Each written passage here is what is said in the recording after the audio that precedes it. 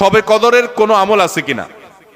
শবে কদরের আমল আছে ভাই। শবে কদরের সব ধরনের ইবাদতই করার চেষ্টা করতে হবে সাধ্য অনুযায়ী, যেগুলো করা সম্ভব হয়। বিশেষ করে কোরআন তেলাওয়াত করা, দুই রাকাত করে লম্বা কেরাত, লম্বা রুকু সিজদা দিয়ে যতটুকু পারেন নফল নামাজ পড়বেন।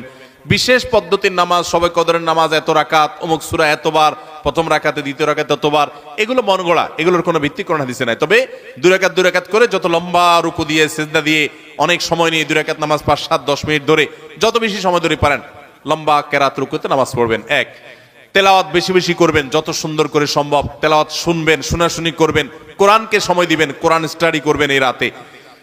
আর বিশেষ করে একটা দোয়া আমাদের আয়েশাকে রাদিয়াল্লাহু তাআলা আনহাকে নবী করিম সাল্লাল্লাহু আলাইহি ওয়াসাল্লাম শিক্ষা দিয়েছেন, আল্লাহুম্মা ইন্নাকা আফুউন তুহিব্বুল আফওয়া ফাআফু আন্নী। আল্লাহ আপনি ক্ষমাশীল, ক্ষমাকে ভালোবাসেন, আপনি আমাকে ক্ষমা করুন।